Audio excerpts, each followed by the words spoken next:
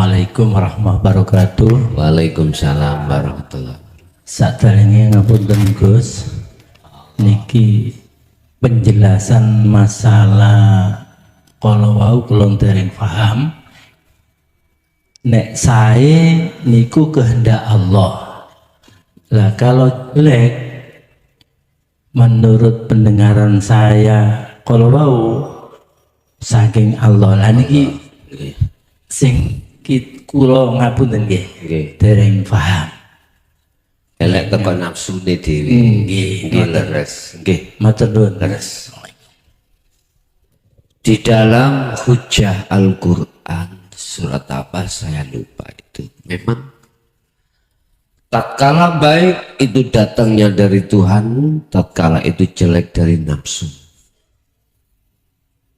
Nggih. Surat apa itu tolong di cross check. Iki teori di dalam hukum syariat memang Pak benar.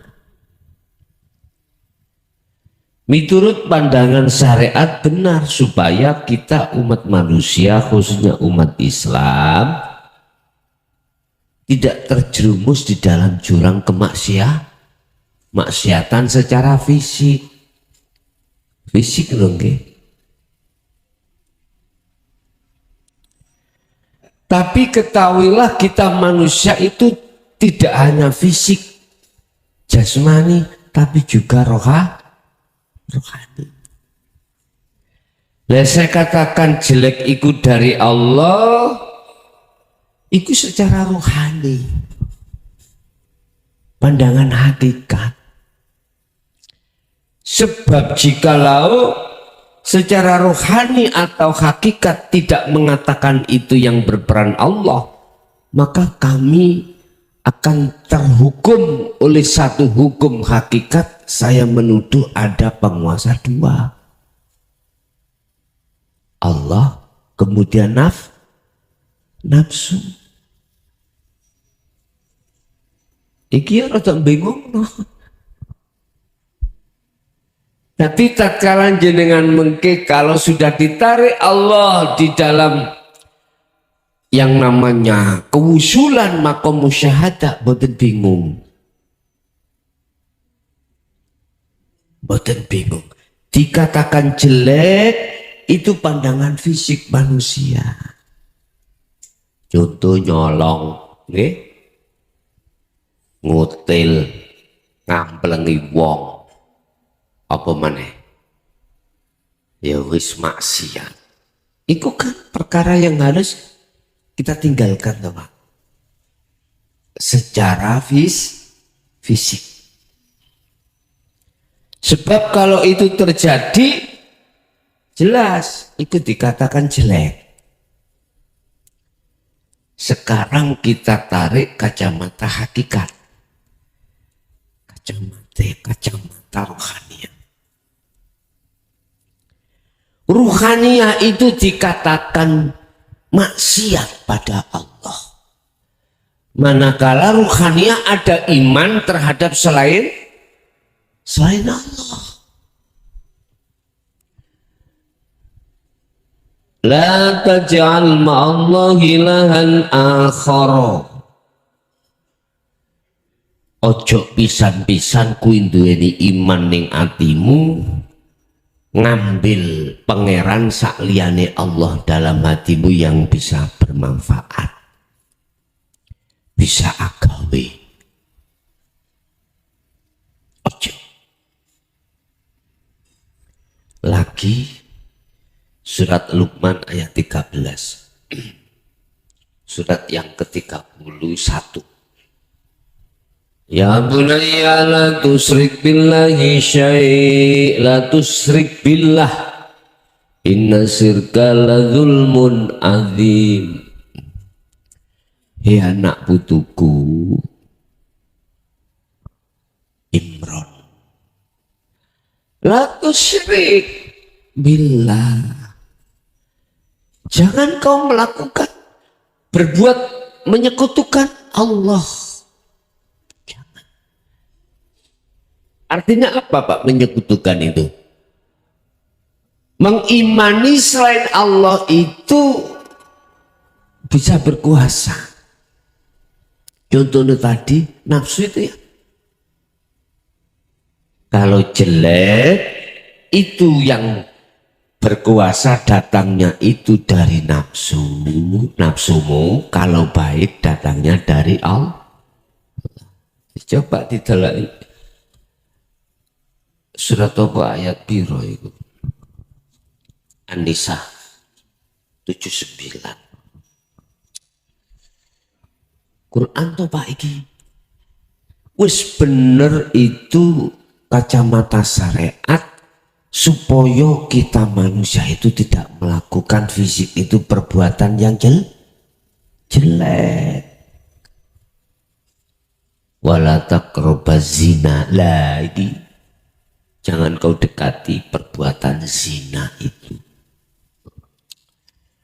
Sama. Wahai anak putuku, jangan kau menyekutukan Allah. Iku konteknya ruhania, bukan jasmania, Pak. Mempunyai satu iman selain Allah itu bisa berkuasa. Sopo sing dadi penguasa desa, kepala desa? Mukhlason. Artine iman ning makhluk berarti syirik.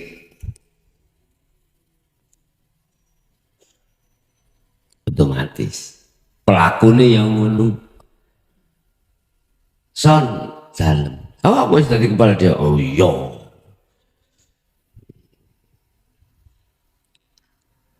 Tak akui Pak, itu aku yang berkuasa di situ. Apa yang terjadi? Riya, takabur. Wis, macam sirik tak wis. Enak tahu kau.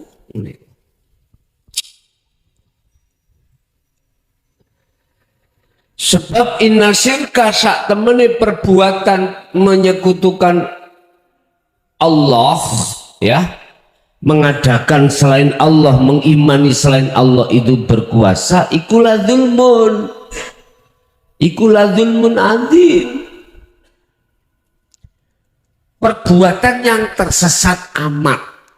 Cara ngomong dosa Mbah Buyute, dosa syirik iku. Nek cara bab masalah gelap gulita utawa wong Jawa peteng dedet mata wis wuta ora ning sinar blas iku namanya peteng dedet gelap gulita. Sebab apa? Sebab walladzina kafaru awliya'uhumut taghut. Sebab orang-orang ahli hijab itu menjadikan selain Allah itu diimani bisa memberikan manfaat, bisa mendatangkan mudarat. Semua wonten prosesi Pak nggih. Jadi ojo disalahno di dalam imannya saudara kita yang ada di umum syariat mengatakan kalau jelek itu datangnya dari nafsu kita sendiri. Sebetulnya itu An-Nisa ayat berapa? 79. Jane ngono gak kerasa sama nafsu ingsun diri. Lah itu diri nek nang Allah bener.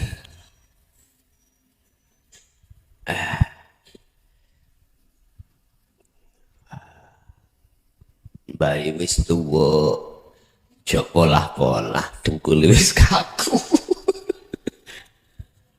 Nafsu ngene oleh bayayaan tutuk jatang lah tutuk. Artinya niki kan diri Pak. Atau ingsun. Gak kerasa sampai niku di selewengkan iki lho ingsun Allah. Ngoten lho karepe iku. Ya kudu dibuka Al-Qur'anul Qadimnya itu baru cetok. Pada umumnya kita ngomong nafsu kan makhluk Pak nggih. Pada artinya diri. Diri yang muncul siapa dalam hati jenengan, diri Allah atau diri hamba makhluk? Lah terserah. Terserah. Kalau kita duduk di takholi mesti diri makhluk. Siapa sih ngaji aku? Aku makhluk. Nah ini. Iki berarti cara kula niku ngerampas klambine Allah. Padahal kula niku asline la haula wala quwata. Tak rampas. Wis ben gak ngerampas, tak seleh. Semua apa yang muncul dalam diri saya karena sudah pas la haula wala quwata ini, maka saya tetapkan illa billah. Semuanya itu datangnya dari Allah. Tapi wonten prosesnya Pak nggih. Dari syariat gini, ning hakikat gini. Dingengen Allah memproses terhadap hambanya itu lewat susah payah jenengan. Kebingungan jenengan. Teori syariat api saka Allah, elek sangka nafsunya sendiri. Teori hakikat yang katanya baik dan jelek ikut dari Allah. Wis bingung kita. Kok iso? Bundelane ning ndi? Ternyata bundelane cara kita memandang. Dua-duanya sudah benar. Cuman cara kita memandang. Kalau memandangnya dari sisi hidup, hakikat, ya jelas selain Allah tidak ada yang hidup. Karena hidup itu sifatnya Allah. Mausufnya adalah laisa kamislihi sayun. Itu. Allah. Wes. Dikali, diasah, akhirnya ditafakuri. Makanya mengapa kok saya kasihkan tentang masalah dzikir yang selama sejarah itu tidak pernah disampaikan, yaitu Sirul Asr. Dengan keterpaksaan saya sampaikan itu semata-mata untuk mempermudahkan jenengan iki yang asali bingung gak jadi bingung. Nggih, laras Pak. Dadi syariat wis bener, hakikat bener.